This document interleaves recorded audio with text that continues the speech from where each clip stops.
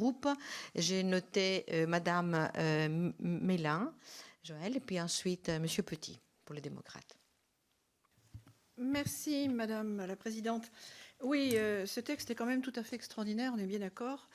Et de tous les textes européens auxquels j'ai été confrontée durant mon mandat européen, celui-ci est une vraie synthèse, on va se le dire quand même, de galimatia abscons pour s'emparer juridiquement d'une prérogative évidemment nationale.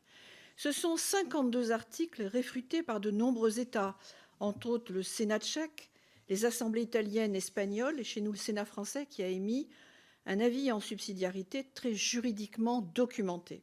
Le commissaire Reynders lui-même a confessé que ce texte était très fragile dans ses arguments. Ça, c'est pour la forme. Sur le fond, c'est un coup de boutoir majeur dans la structure démographique, on va dire, de chaque État. Tout commence d'ailleurs par le titre européen et le terme anglais de parenthood, qui devrait se traduire par parentalité et non par filiation.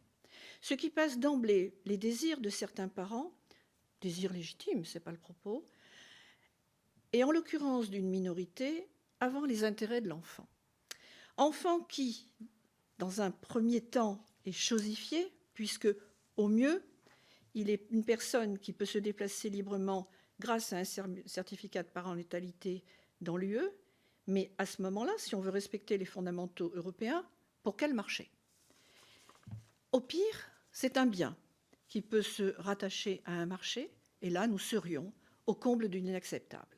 Plus au large, l'Europe prétend, par un règlement, tant qu'à faire, régler des débats de fond éthiques, philosophiques et religieux qui animent et agitent surtout les États depuis 50 ans, sur des points très délicats comme la GPA. C'est in fine la négation même de l'âme de chaque État-nation. Nous sommes là aux antipodes des prérogatives européennes. Et la démarche est d'autant plus perverse que l'unanimité au Conseil n'est pas pour demain, et nous l'espérons jamais.